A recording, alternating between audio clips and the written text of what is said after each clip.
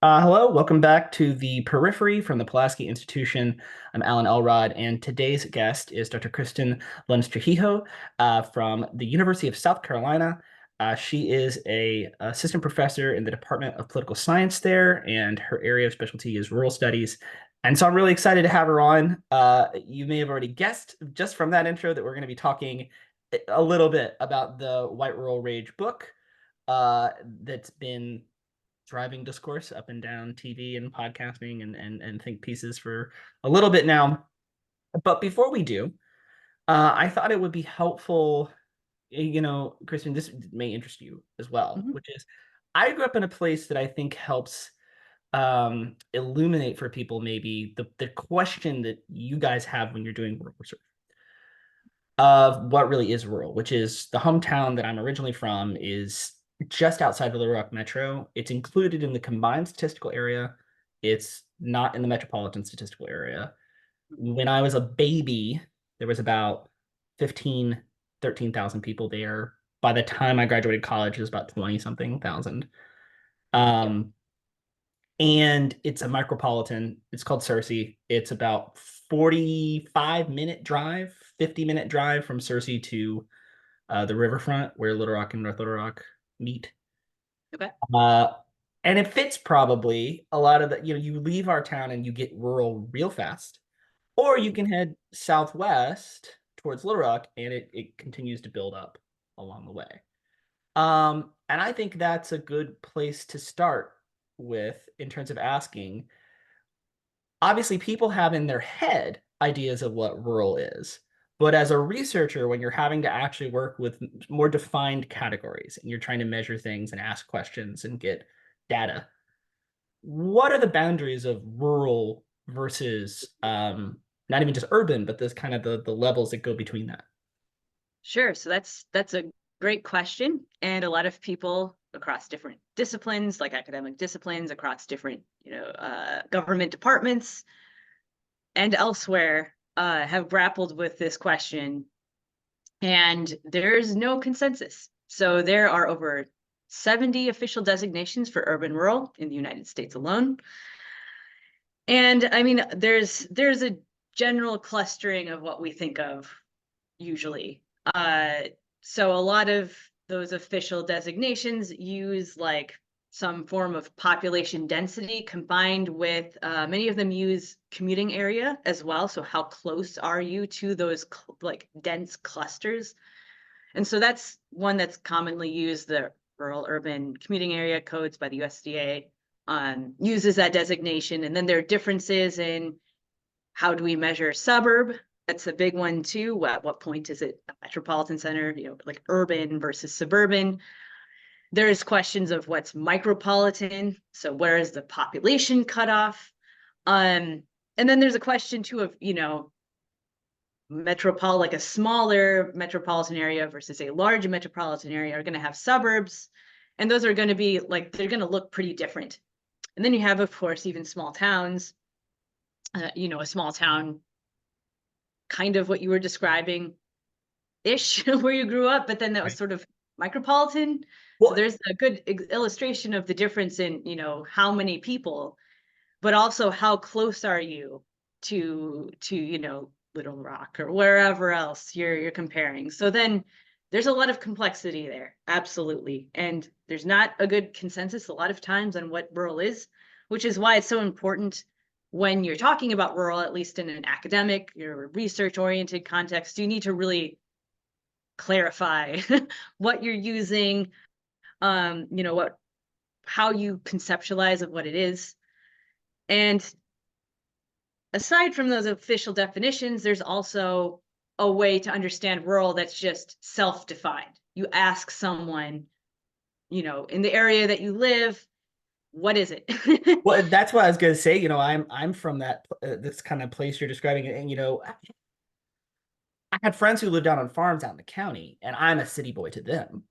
Yeah. But everyone from even just like Little Rock, Arkansas is not a high population, about 3 million people. And so despite the fact that Little Rock is not a big city, it's about 200 something thousand in the city proper, about 700 plus thousand in the metro.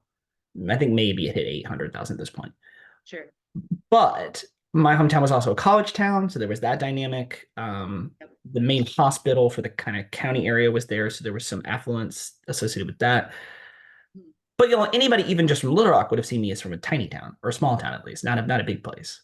And certainly anyone from a much bigger city like Dallas or my wife is from Fort Worth. And so it's, growing up, I was like, I'm not really a country kid, right? But then I would go other places and describe my hometown, and they would be like, you live in a like you may as well live in an intersection with a stop sign. Like, and Right. so, that dynamic is fascinating to me, where it's like when I was really growing up, I didn't think of myself as like a country kid, and then I was like, oh, I kind of am, because then I went to grad school in New York City, and no one could comprehend like the kind of town I was from, Yeah. or knew where it was. Right? I just had to tell people I was from Little Rock because no one had a clue.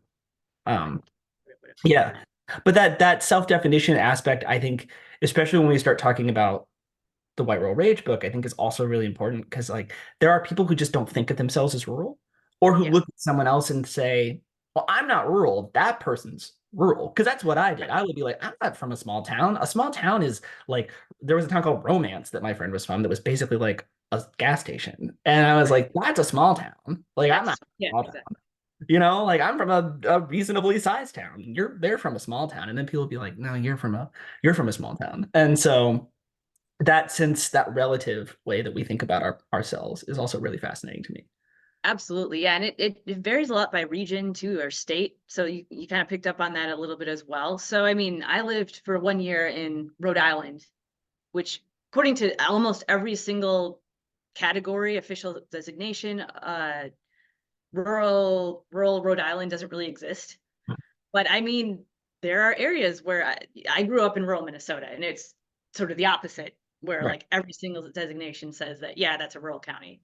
Um, but like there were places there that I would have classified as rural, which also kind of gets at another measurement issue too of a lot of these designations use like county or zip code area.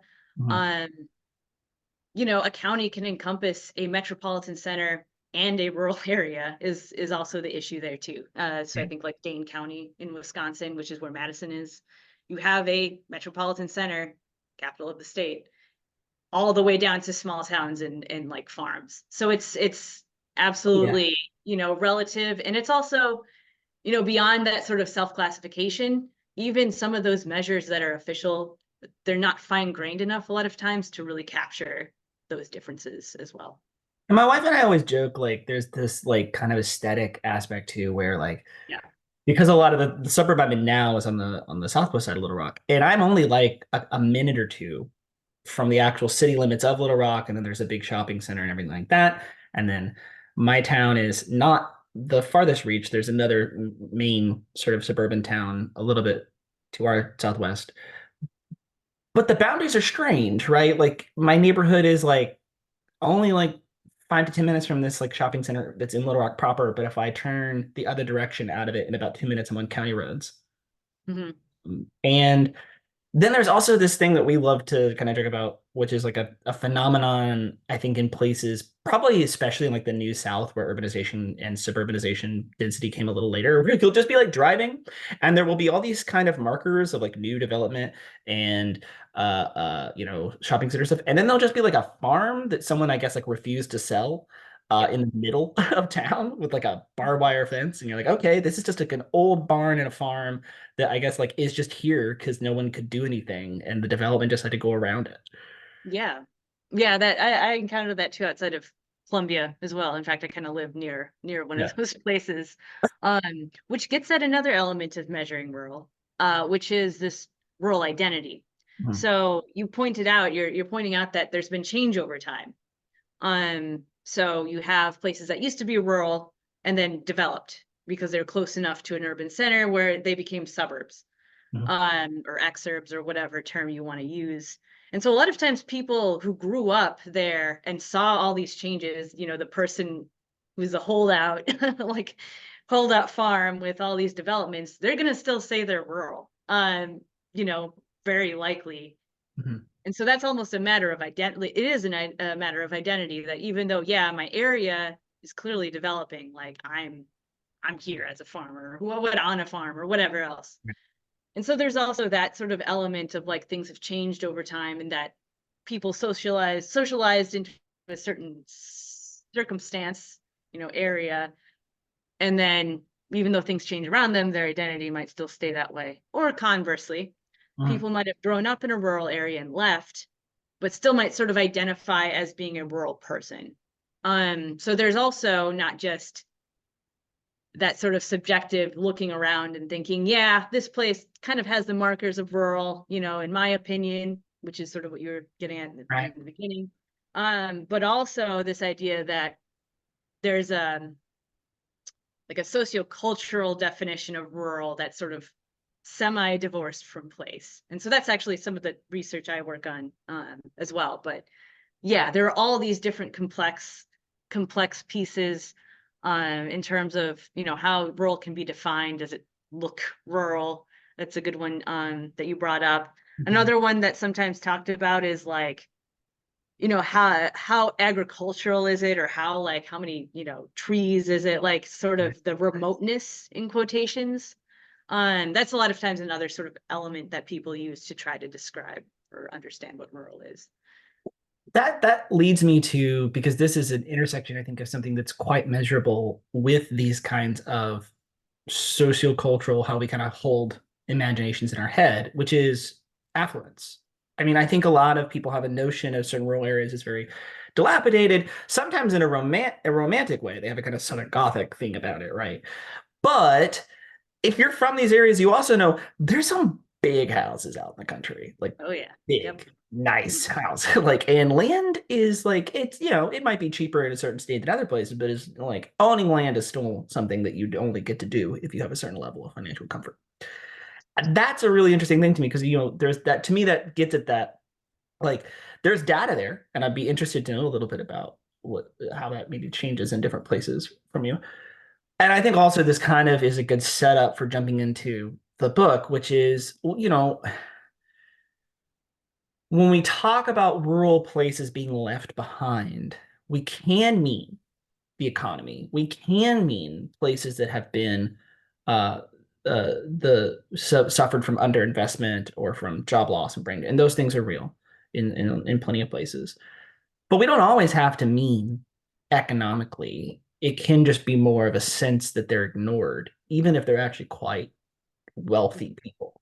And so I think that dynamic and that difference between people who do feel truly sort of economically adrift and then people who feel more dislocated in a political and cultural sense but are perfectly comfortable is an interesting distinction to be able to draw. Yeah, so there's a number of things you touched on that I find interesting. So first of all, to the first part of what you were talking about with this idea of rural and class. So there is a huge confound between understanding rural as working class. Mhm. A massive one in, I would say, definitely in popular culture, definitely in news, even reporting on politics. There's an assumption that if you talk to someone in the Ohio diner in like a small town, that they're working class. But there are a lot of people in rural America who are not. There are a lot of there's a substantial middle class. There are rich people in rural America. Sometimes you can get at that by sector, but even then, that's not a very good way to think about it. So if you think like, oh, this is someone who works in agriculture, so they must be working class. Well, no, they could be very poor and be, farmhand who's the temporary worker, like picking fruit off trees, all the way up to you own a big agribusiness. That's a whole spectrum. And a lot of times all of these people will live in a rural area. So Mhm. I think, and then alongside that, if you think about the Northeast and you think about the Mountain West, are two places where a lot of rich people will retire to or buy a second home.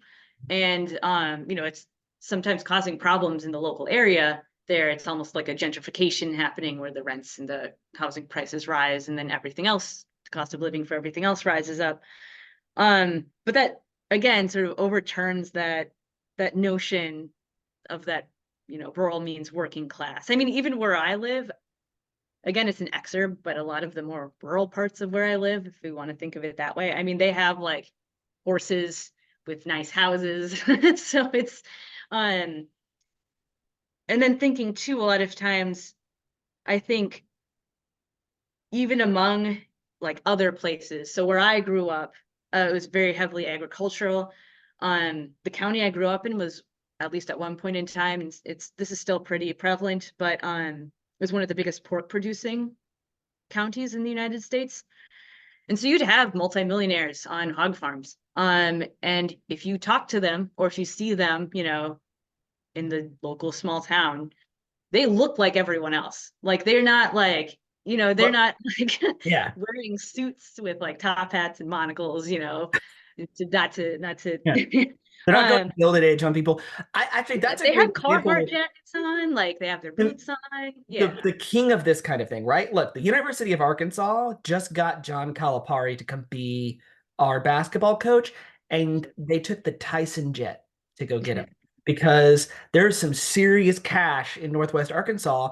It's cash though that's associated with things that we see maybe as more blue collar industry. It's poultry, it's Walmart, but it's still crazy money, right? I mean, Oh, yeah. yeah, absolutely. And so there's this perception that, oh, these people must be like the working class. It's like, no, maybe they don't look like, Mhm.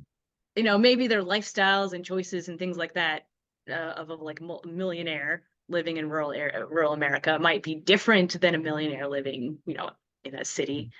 But like to say that that's a class-based difference is like not, not quite right.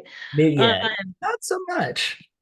right. Um, And so, yeah, I'm actually working on some preliminary research, sort of looking I'm actually working on a book project that looks at this, breaking apart class in rural America, because it's a lot of times so confounded. Um, on the other part, and that's sort of what you were talking about with the rural left behind, I think that's a really important distinction, thinking mhm. that we always think it's economic left behind. Um, but there are other ways that people feel left behind. And so some like groundbreaking research in the field that I work in is a book by Catherine Kramer at the University of Wisconsin-Madison. And she wrote a book called The Politics of Resentment, where she goes into rural communities in Wisconsin in like the late 2000s, early 2010s, and interviews people with the question, why do you vote against your interests, which is a common question people tend to pose with rural Americans, especially white rural Americans. And then also that project then sort of evolved into, why are you supporting Scott Walker, Mhm. who is an anti-establishment politician? Um, and she found that, well, there was these sort of set of grievances that people tended to have in the people she interviewed, and it was that they feel, there was the economic part. We feel economically disadvantaged compared to urban centers, um, which sort of goes along with that broader narrative. It goes along with the decline in like the dairy industry in Wisconsin, decline in manufacturing, even with corn and soybeans, that's gone down all sort of important places, important sectors in Wisconsin. But then she also said there are two other grievances that people talked about quite a bit. The second one is that rural people are disrespected in society. So there's this issue of status and feeling like they're looked down on. And so that kind of maybe segueing into the White Rural Rage book, It that's does. sort of replicated in a lot of different places. That My story about this is always that I tell people is always I was I grew up in Arkansas. I went to college, an undergrad in Arkansas, and then I went to grad school at NYU. I Yeah. was at some sort of drinks thing with people, and a lot of people, this is common, a lot of people and then their friends in a city like New York at a school like NYU had much fancier pedigrees than me, right? They came from Ivy colleges and things like that, and Ivy adjacent places like NYU or Sure. um, you know those sorts of places. And uh, I remember talking to someone, and this was a person with like multiple Ivy degrees, and they were just where, and they said, "Where is Arkansas?" And I just thought, this is not Wow. a dumb person. This is a smart person.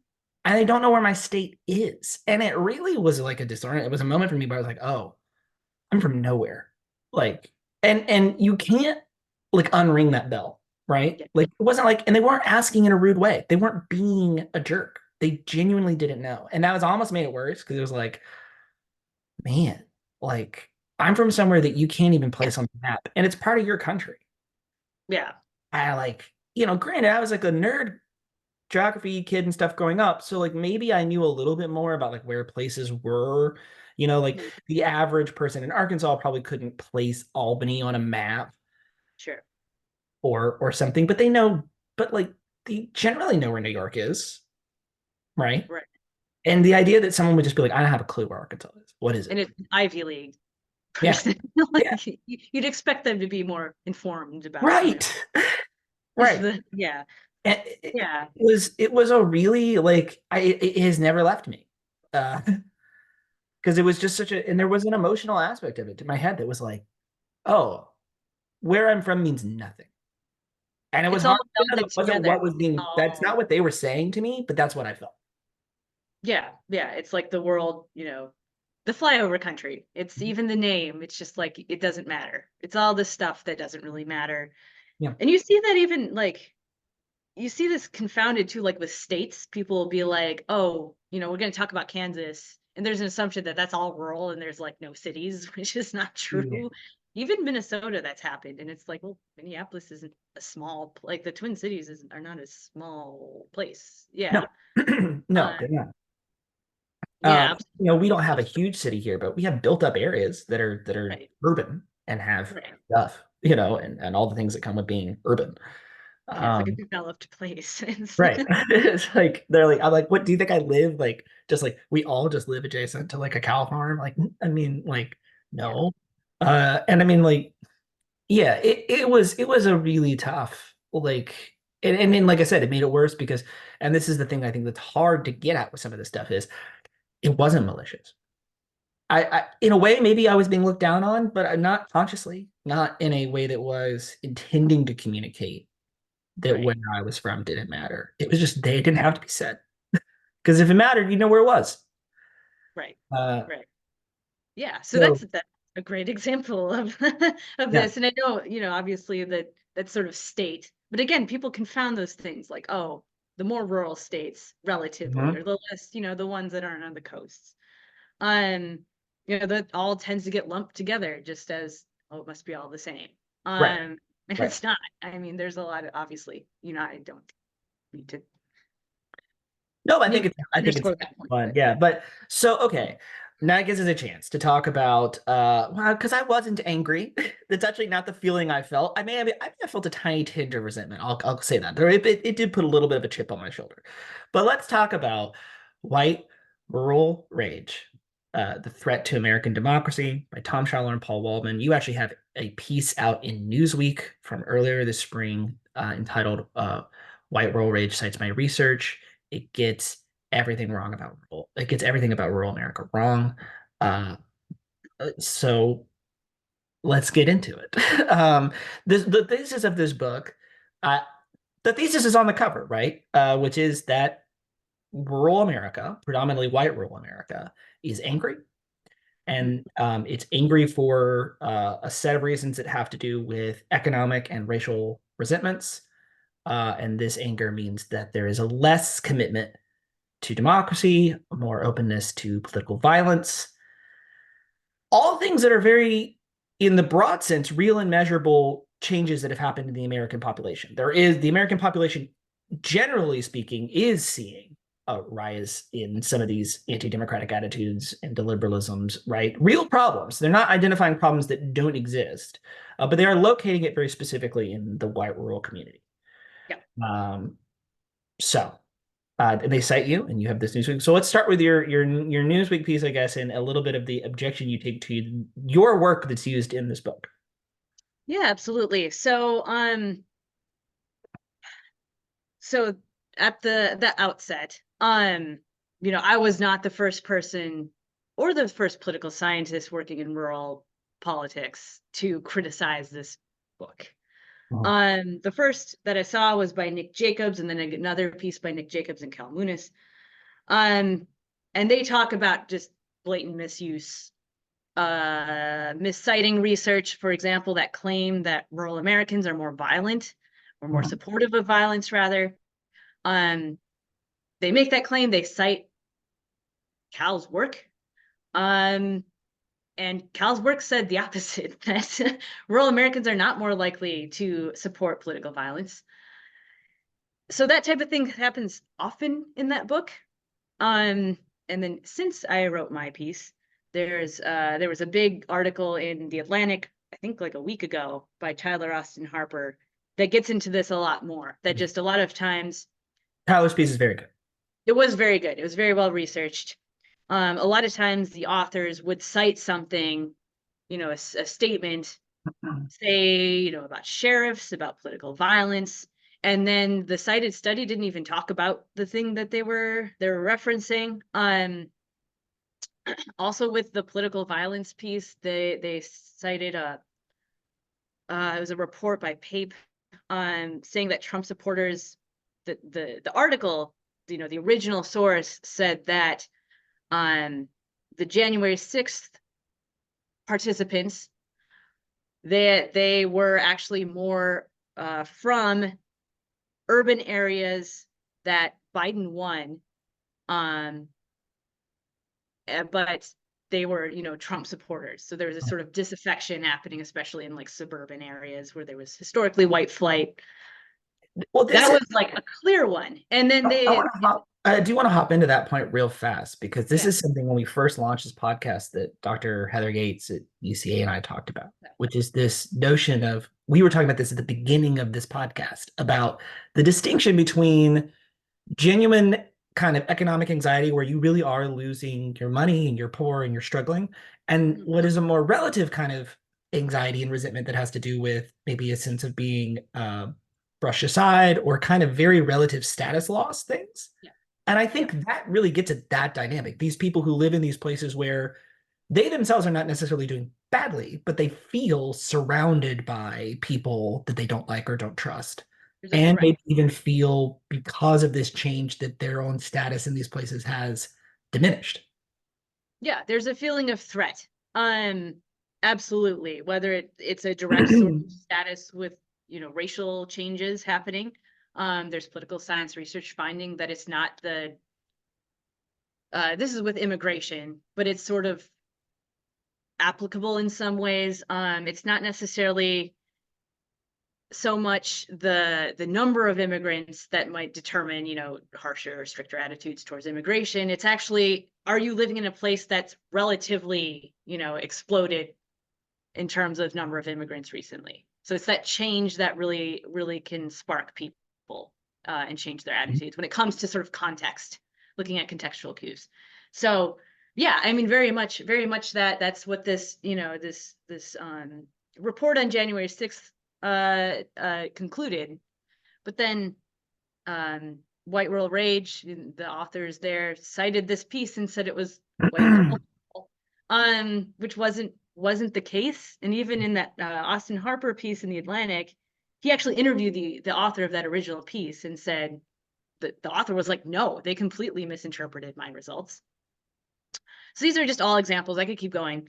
I started my article, saying that because a lot of the conclusions made in this book were not carefully done, they were not backed by evidence that really supported the conclusion. And the overarching conclusion of that book was that white rural Americans are the biggest threat to democracy. If that had been a conclusion that was solidly backed by existing data and research, legitimately, I would have not necessarily liked the tone, but I wouldn't have, that's how it is. That's science. That's social science. But because we're not doing what maybe more conservative or right-wing media has done in reaction to this book and just sort of tutting at liberals, right? Exactly. It's, there are real problems in American democracy. Right. Well, yeah. And, I'm a researcher. I'm a scholar. If the evidence is there, then fine. But because it was not there, it comes across as just this diatribe against rural white Americans, Right. which is something that's seen as okay, a group that's okay to hate on Hmm. by certain segments of society. And so for me, with the research that they cited of mine, they cited a study where I found that people who more strongly identify as being from a rural area, they're less trusting of experts in science. Hmm.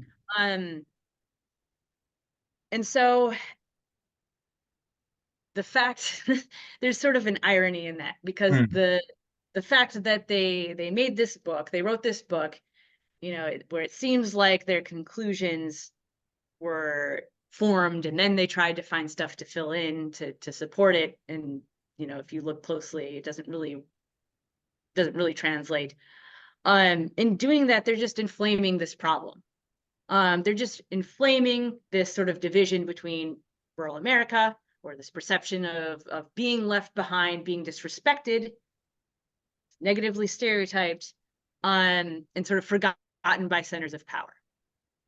And so that's what my big gripe with it is that you cite my research, that finds that there's this really, prominent division in terms of expertise in society versus, say, rural Americans who feel shut out from these sort of centers of expertise and power. And then you like do something to sort of inflame that. That was my big push, in that article, and then sort of a call to say, we as researchers, especially people who study, social phenomenon, we have a responsibility, not to sow those divisions, especially when there's there's not a full solid piece of evidence, not a conclusive evidence to say, something derogatory, Right. to have such a strong conclusion. Well, this gets me to something. We at Pulaski are really interested in this idea of place-based democracy. We talk about heartlands, but I use heartland in this really dynamic way to be like, it's where place comes to the fore. So heartland can be Buffalo, and it can be Rochester, and it can be where I'm from, right? And I think that this is actually an interesting avenue to explore, because like rural America is a national category, but there are like places that are rural where extremism is a problem. Northern Idaho is an example. Yeah. More specifically, I'm from the South. One of the first shows we did here, like, man, I can't believe almost 3 years ago now, but was with Angie Maxwell, University of Arkansas, who wrote the Long Southern Strategy. And Well, something I struggle with as a Southerner is that, and this is not really just a rural thing, but a Southern problem, which is despite the affection I have for my region, am a bit of a pessimist about the fact that I'm not really convinced that a strong commitment to liberal democracy ever emerged in the South, uh, and that a lot of the problems here have just been endemic to the region, kind of from the beginning, and were never really resolved. And so attachments, we do have, but it's not just rural communities. We just have a lot of problems in Southern politics with anti-democratic tendencies. Sheriffs come into the equation as well. Jessica Pishko is one of our fellows, and she writes about sheriffs, and obviously that they exist outside the South, but particularly the role of sheriffs in the South of wielding justice sometimes in a fairly not even arbitrary, but very intentional manner that distorts the course of criminal justice is a real problem. And so I think one of the things that's interesting to me is how could this be placed in a way that rural is such a big national category. And we talked at the beginning of this about how hard it is to even define rural. But there are regions where we see real problems emerging, and I think that you know where I'm from does have a lot of that, right? Like there's some serious challenges in, say, Arkansas politics.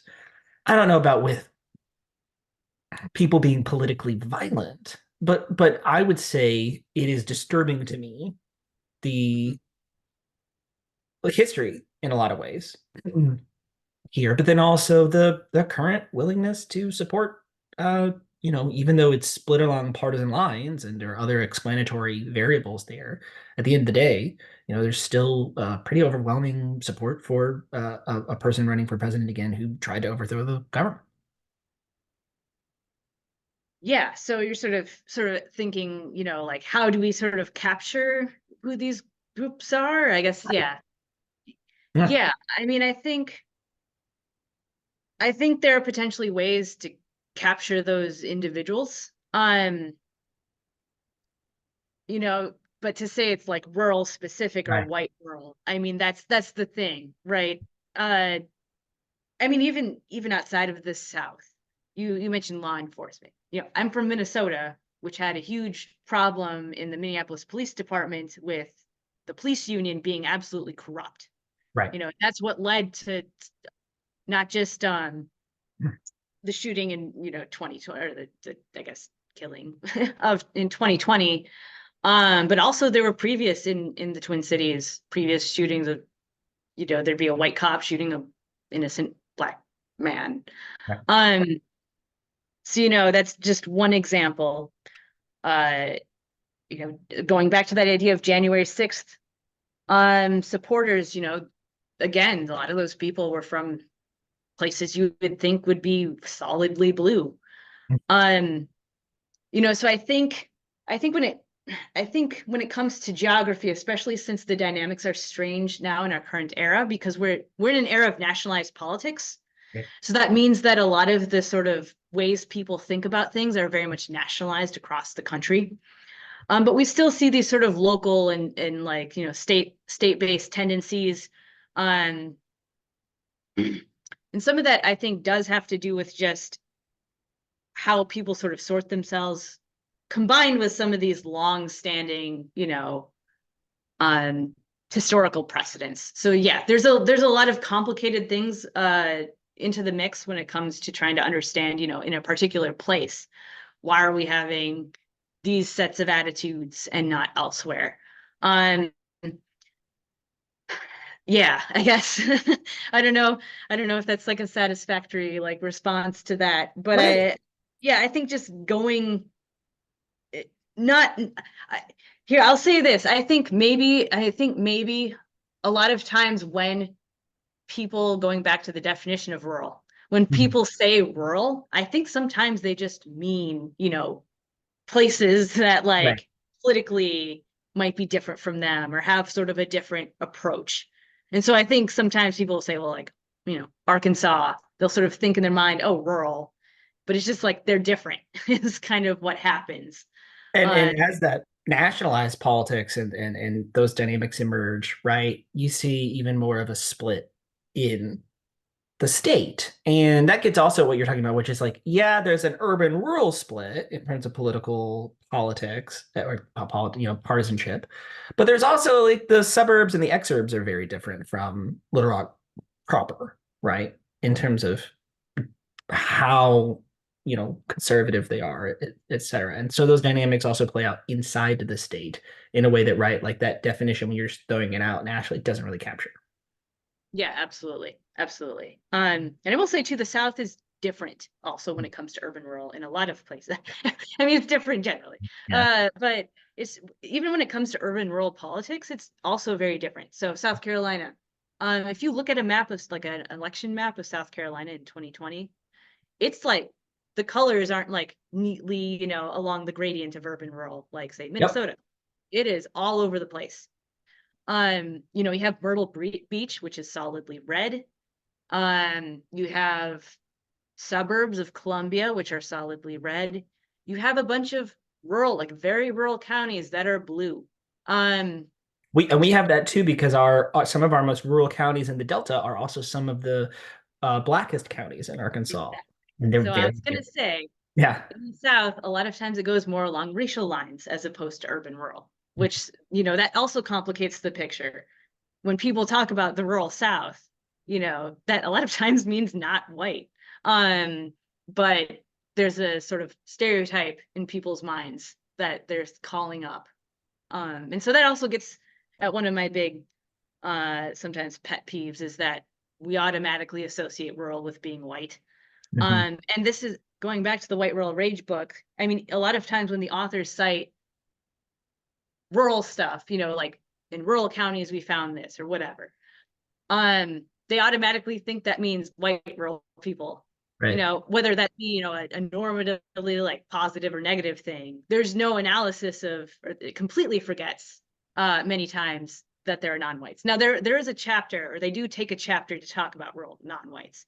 Right. But throughout the rest of the book, it's just sort of like there's no distinction when you have to. Methodologically, you should break those out if you can.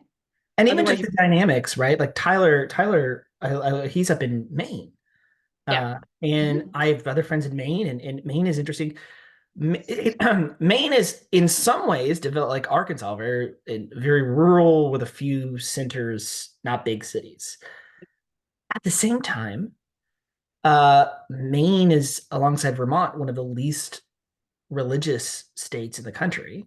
I'm from an incredibly religious state, one of the top five. And so suddenly you have very different, right? Like what centers rural life in places where it is predominantly the church versus Yeah. places where that's not an anchoring center. And that matters, right? Especially with all the people love to talk about Christian nationalism, and it's a real thing that's a problem for American democracy. But obviously, like, you can't really compare the institutions and structures that are sort of centering people's lives, even if they are conservative people in rural Maine versus, Yeah. say, rural Arkansas or rural Alabama. Yeah, the structure is completely different.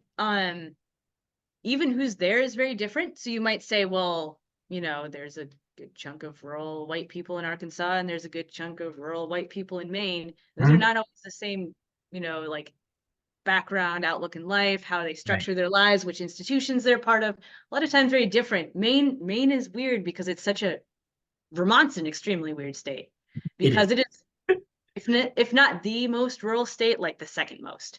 And yet it is reliably blue. And then Bernie Sanders.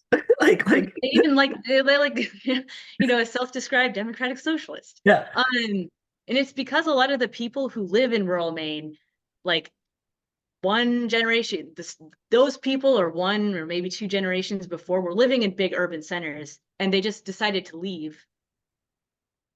So that's again sort of pointing to that socialization and that sort of over time, grew up and then left and bringing your attitudes with you.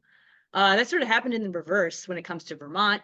If you think about Maine, a lot of people who have, are wealthier, let's say in Boston, they'll get a second like summer home on the coast of Maine, Mhm. and then they'll just retire there. And that's a big thing.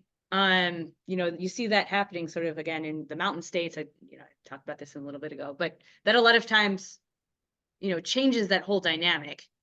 And then who shows up there, who votes, what that looks Yeah. like, how, what the small towns look like.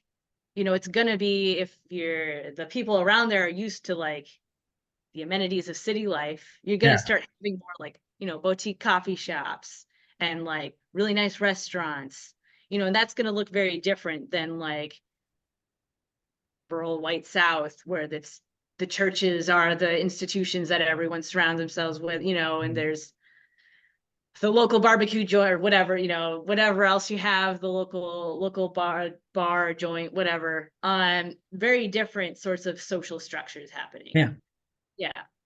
I mean, I love all this, and even talking about like these distinctions, plus like the thing we were talking about earlier with black versus white rural residents. It makes me think of like it's like 6 or 7 years old now, the Adam Driver SNL sketch, where he's like the northern guy at like a Klan meeting, or is that like a Klan, but like white national, and they're all like, "We want to go somewhere just for the," he goes, just for the white people, where everybody lives in pure, like rural happy." And he goes, "You're so Vermont," and they're like, "No, that's in the north." He goes, "You're describing Vermont." Right. like Like we're gonna go somewhere where overwhelmingly you can't white, like, see yeah. a black person for miles, like Vermont. Like, and then like that's the gag. It's like you just get to being like, "You're describing Vermont." Right. um, Yeah. Yeah. Like one of the most left leaning states. Yeah. So like and at the loose. end, they're all like, "We should go to Vermont and like try like artisan honey." like, Right. Yeah. Yeah. yeah. Yeah. But Even the agriculture in Vermont is like the organic, small little so fun. farms with like Yeah. Yeah, it's very crunchy, right? Whereas like Very no, crunchy. like and that's the other thing, right? There's that rural like there's that like Green Acres kind of it's rural because I'm doing this for my mental health and my wellness and I Yeah. am into like peace, love, and happiness, which is like not really Arkansas. But then we have this town called Eureka Springs, which is like this like little 2000 something person town in the Ozarks that is very LGBTQ friendly. They tried to decriminalize weed there, like back in the like early 2000s. It's so known for this, like in the Dope Sick, right? The Hulu series based off Mhm. the Yep. pandemic, the uh, epidemic with painkillers and opioids. Mhm. The gay couple, the young girls, are dreaming of moving to Eureka Springs because they're like, it's just like West Virginia, but it's gay. and and like that and that's the thing. Eureka Springs is this little like queer town in the Ozarks that makes no sense in some ways, but it's it's like a staple of Yeah. yeah. Yeah, absolutely. Yeah. Yeah, even even where you think, that wouldn't be a thing. Right. There's overlap. That reminds me of when I went to college. So I went to a small liberal arts college in rural Minnesota, which narrows it down.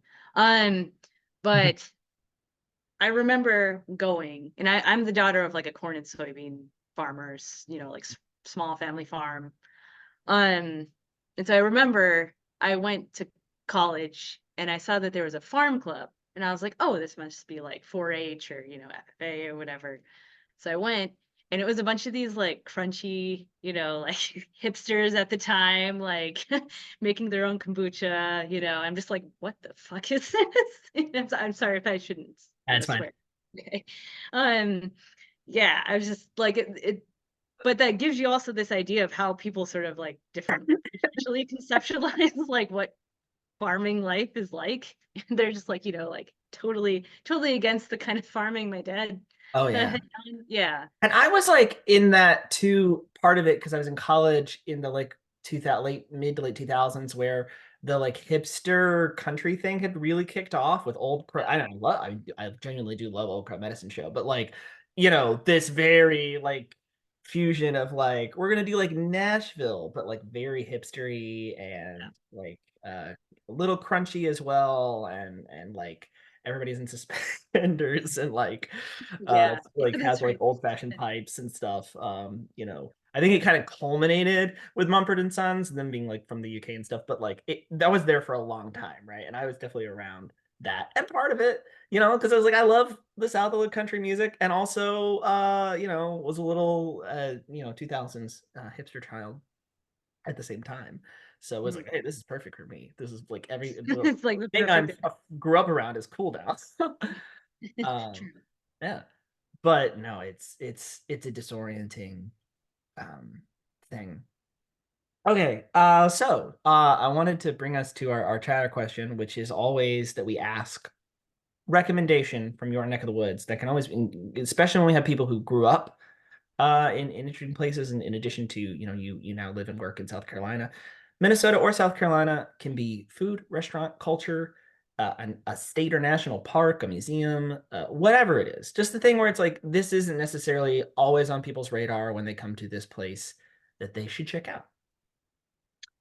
Yeah, so I'm going to give you one from Columbia, where I'm currently at in South Carolina, and I'm going to give you one from Minnesota, where I grew up and lived much of my life. So the one in South Carolina is Congreve National Park. It is free, first of all. Most national parks are not, and it is one of the least visited, but it is a crime because it is really cool. They have a boardwalk going all the way around, and they have some of the tallest trees in the east side of the United States. Um, and yeah, it's great. I was not expecting how cool it would be, so I very much recommend it. Um, and then in Minnesota, I recommend the Voyageurs National Park and Boundary Waters Canoe area. Again, some of the least visited places in terms of parks that you can visit, but also very cool. You can canoe all the way through.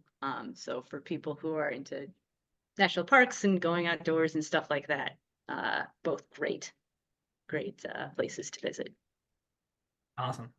Dr. Kristin Lunz Trujillo, you can find her work in a number of places, 538, other national magazines. Her most recent piece on this White Rural Rage is in Newsweek. And thank you so much for coming on the show. Yeah, thanks for having me.